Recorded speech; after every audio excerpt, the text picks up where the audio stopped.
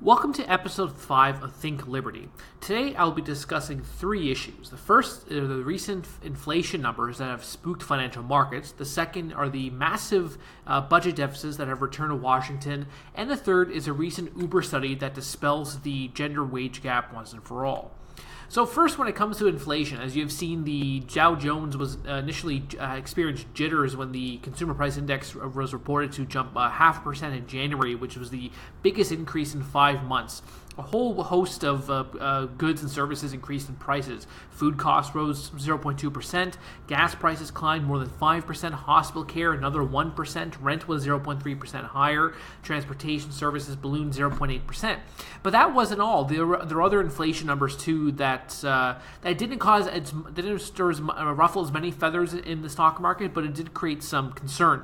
So, for instance, the wholesale prices spiked 0.4% as the producer price index climbed about 0.4%.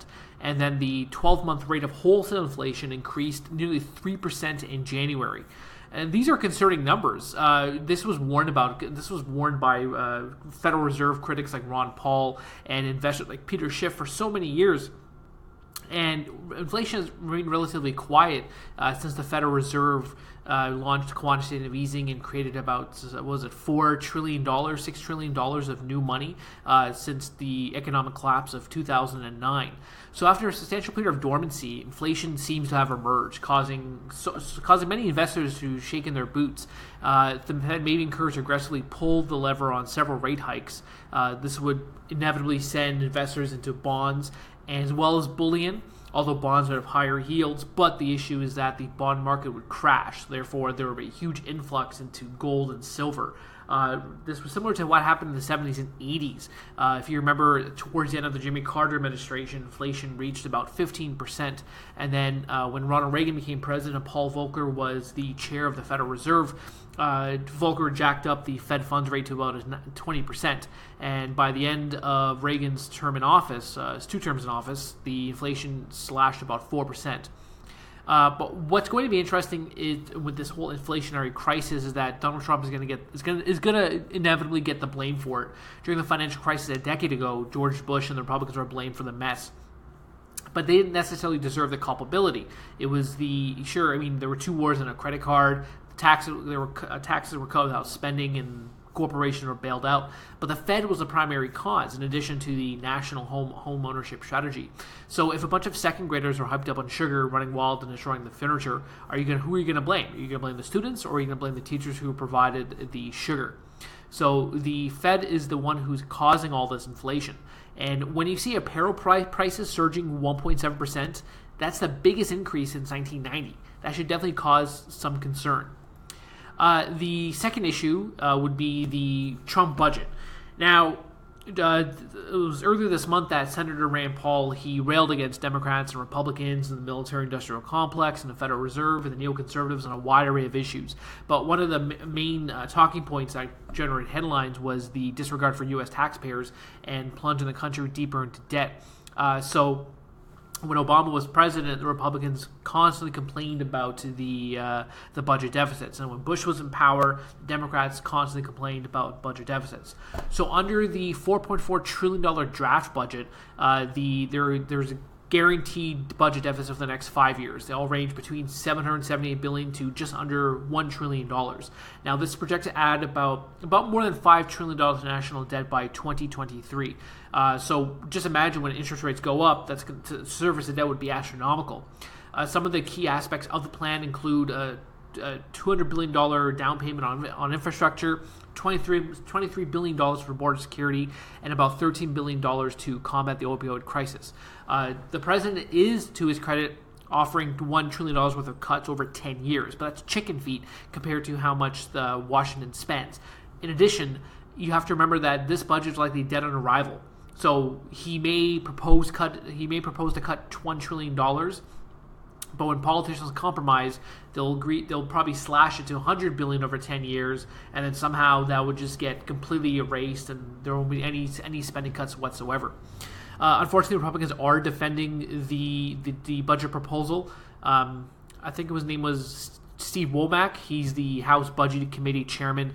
He espoused the typical Keynesian talking points on CNBC. He sounded like Paul Krugman. He said that deficit spending now for economic growth tomorrow. And that's the same sentiment that President Trump has, unfortunately. But as we know, the budget deficits only cause further harm to future generations. Future generations are burdened with yesterday's recklessness, real wealth and production are diverted, and the current crop of taxpayers see more of their purchasing power eroded because of money printing. In order to fund Washington's grand programs, more money needs to be printed. And as I mentioned previously, when it comes to service and debt, the government already spends now about $500 billion just to maintain the debt. Imagine when rates go up and the national debt grows, it's going to inevitably touch $1 trillion. So that means nearly roughly between a quarter and a third of the budget will be just to service and debt alone. That's incredible.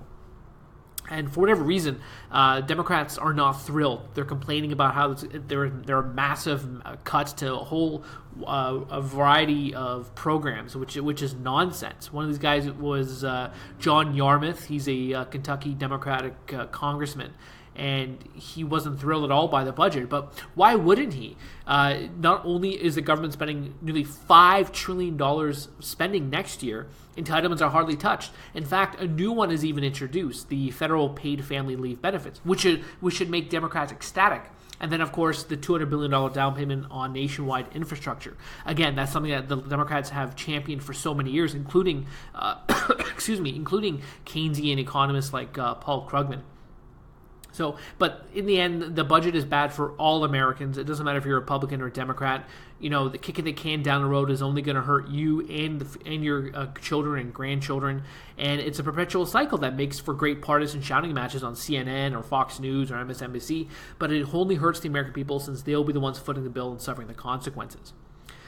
So the last issue I'd like to discuss is the recent study conducted by Uber.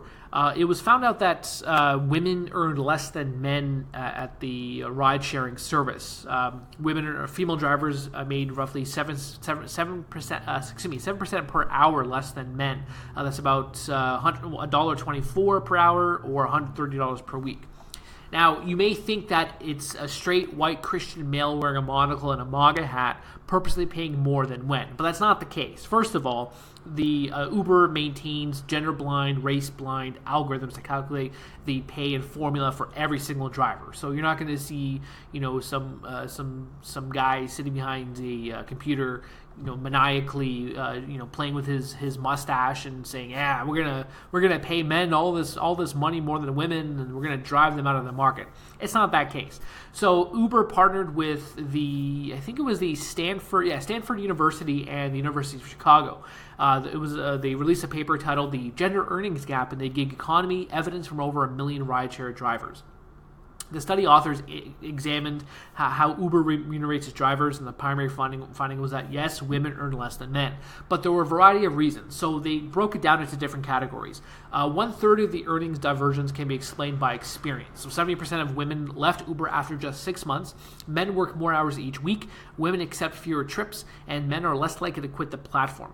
This is important because if you're a driver, when you have at least 2,500 trips, you're earning roughly $3 more per hour than users with fewer than 100. That's pretty immense. The other half of the earnings were based on driving speed. So the study discovered that men drove 2.2% faster than women, and the company concluded that positive returns are expected when driving fast. The rest of the pay, which is about 1/6, can be attributed to preferences. So men accept more short-distance fares than women, men take on longer trips than women, and men run routes with higher surge and lower wait times than women. So when it comes down to it, there are three main factors: experience, speed, and preferences for where to drive. So this is the epitome of equal pay for equal work. When you watch an award show, when you attend a feminist rally, or you go to any university campus, you'll notice women constantly demanding equal pay for equal work. Barack Obama signed legislation. Canada is tabling a current bill, and Iceland even is mandating the concept. So equal pay for equal work is something that Uber offers to all drivers. Since women earn less than men in Uber, it is evidence that lifestyle choices, behavioral patterns, and even gender characteristics play key roles in compensation. There isn't some patriarchal supremacy conspiracy occurring at Uber. The latest findings can complement the realities of gender incomes in other industries. The 27 pay gap is not only disingenuous, it's a myth perpetuated on the public for political purposes.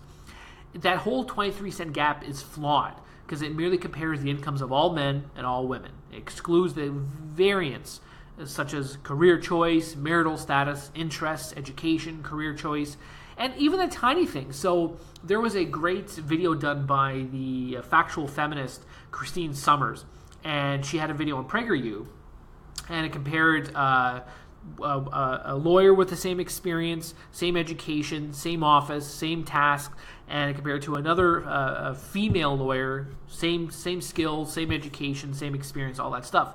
And she said, well, perhaps there was even a gap because he may choose to work on weekends or drive out of town to meet with clients, and the female lawyer doesn't want to do that. So maybe there's a 2% gap because he's making that choice, and she isn't.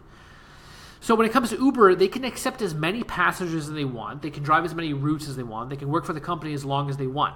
Uber's not preventing women from doing any of those things. Females are the ones choosing to hit the brakes on their Uber careers, not the men. So the study essentially is a lesson that we are not monolithic beings, that not every pay difference can be attributed to sexism. And that's just life. So that's it for this week on Think Liberty. Tune in next week for more stories.